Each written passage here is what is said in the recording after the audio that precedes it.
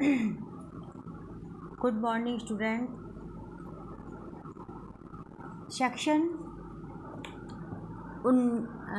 18 मैंने 17 तक आप लोगों को पढ़ाया था एविडेंस में। अब मैं आप लोगों को 18 से 20 सेक्शन आज पढ़ाऊँगी।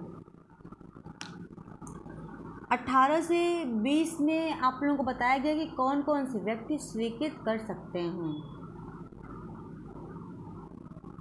किसकी किसकी स्वीकृतियाँ कोर्ट में मान्य हैं। सेक्शन 18 कहती है कि स्वीकृति जो है, मतलब जो एडमिशन है, हु कैन डू एडमिशन, ये बात कहती है। तो सेक्शन 18 से 20 तक मैं आपको बताऊंगी कि कौन कौन एडमिशन कर सकते हैं। तो इसमें क्या है, सेक्शन 18 कहता है कि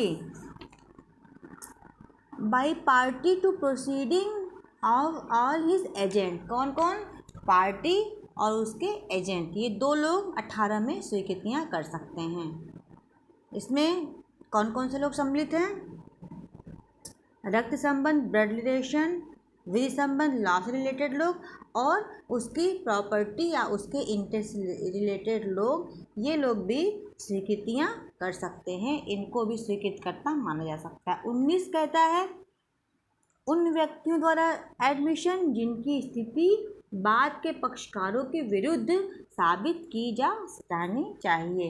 तो इसमें इन लोगों की बातें कही गई हैं कि कौन इनके विरुद्ध जिनकी स्थिति साबित करनी चाहिए, उनके बारे में बात की गई है। अब सेक्शन 20 कहता है कि वाद के पक्षकार द्वारा अभिव्यक्त रूप से निर्दिष्ट व्यक्ति द्वारा स्वीकृतियाँ, जो वाद के पक्षकार ने निर्दिष्ट किया है उनके द्वारा की गई स्वीकृतियाँ। तो हम देखते हैं सेक्शन 18। सेक्शन 18 में ऐसे किसी पक्षकार के ऐसे किसी अभिकर्ता ने किया हो जिसे मामले की परिस्थितियों में न्यायालय उन कथनों को करने के लिए उस पक्षकार द्वारा अभिव्यक्त या विवेचित रूप से प्राधिकृत किया हुआ मानता है। न्यायालय उसको ऑथराइज मानता है, ये स्वीकृत के लिए एक ऑथेंटिक पर्सन है। दूसरा सेक्शन 18 देखिएगा, वाद के ऐसे पक्षकार जो प्रतिनिधिक हैसियत से वाद ला रहे हों या जिन पर प्रतिनिधि मतलब रिप्रेजेंटेटिव भी की स्वीकृतियाँ न्यायालय मानता है। तीसरी कौन से व्यक्ति हैं? ऐसे व्यक्ति जिनका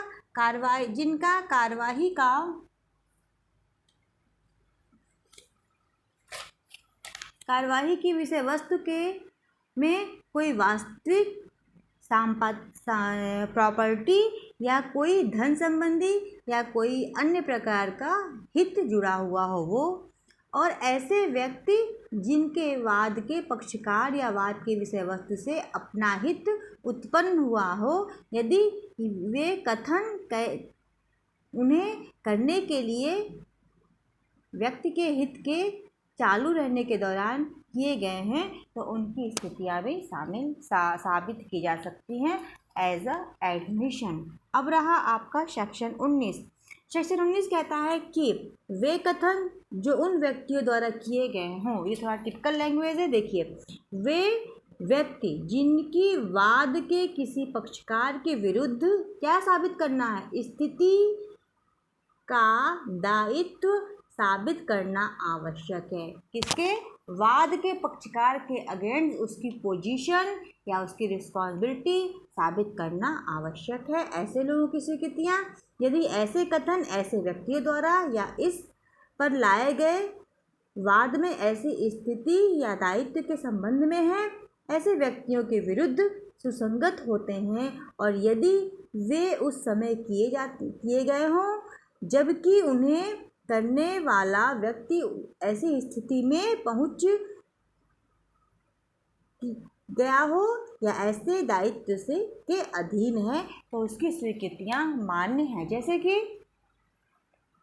बी के लिए भाटक का संग्रह का दायित्व कौन लेता है? ए लेता है।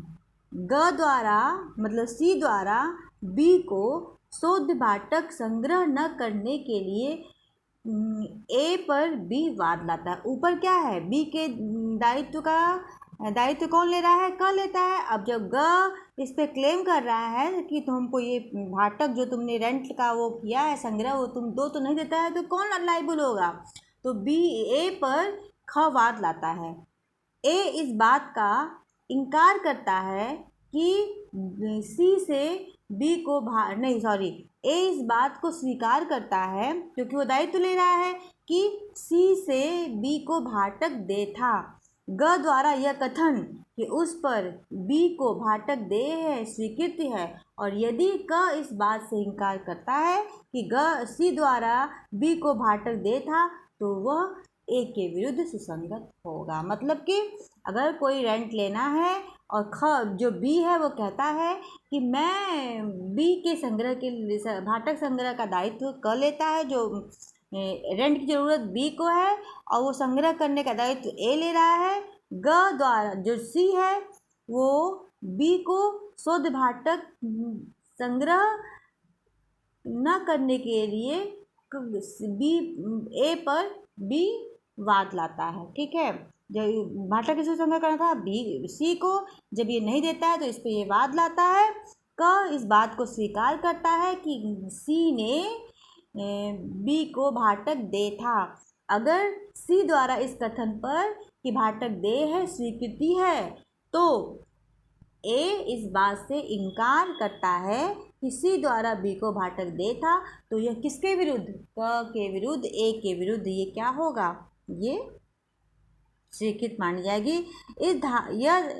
यह धारा इस सिद्धांत पर आधारित है कि जब किसी कार्यवाही के किसी पक्षकार का अधिकार या दायित्व किसी पर व्यक्ति थर्ड पार्टी पर निर्भर करता है, उस पर व्यक्ति द्वारा अपनी स्थिति के बारे में दिया गया कथन भी स्वीकृत के रूप में ग्राह्य होगा। अब रहा आपका सेक्शन 20। सेक्शन 20 कहता है कि वाद के पक्षकार द्वारा अभिव्यक्त रूप से निर्दिष्ट व्यक्तियों द्वारा स्वीकृतियाँ वे कथन जो उन व्यक्तियों द्वारा किए गए हों जिनको वाद के किसी पक्षकार ने किसी विवादित विषय के बारे में अभिव्यक्त रूप से निर्दिष्ट किया हो, तो वो क्या है? एडमिशन है। जैसे कि क्या ए द्वारा बी को बेचा हुआ घोड़ा अच्छा है? बी से ए कहता है जाकर सी से पूछ लो। मतलब सी जो है वो ऑथराइज पर्सन है, तो अगर सी कहता है तो क्या होता है? सी के कथन इन लोगों के लिए क्या होते हैं? एक दायित्व का, रिस्पॉन्सिबिलिटी का, एडमिशन का काम करते हैं। इस धारा के अंतर्गत केवल एक व्यक्ति ही स्वीकृत कर सकता है। इस पे हीराचंद कोठारी बनाम राजस्थान राज्य का एक केस है। उच्चतम न्यायालय ने सूचनावाद के अर्थ को स्पष्ट करते हुए कहा था कि धारा 20 के में प्रयुक्त सूचना शब्द इस भाव में नहीं समझा जाना है कि पक्षकार को ऐसी चीज़ जानना चाहते हैं जिसके बारे में उनमें से किसी को कोई ज्ञान नहीं था। ये रहा आपका सेक्शन 18 से सेक्शन 20 तक। आगे फिर मिलते हैं। धन्यवाद। मेरे चैनल से बने रहिए, लाइक कीजिए, शेयर कीजिए, सब्सक्राइब कीजिए।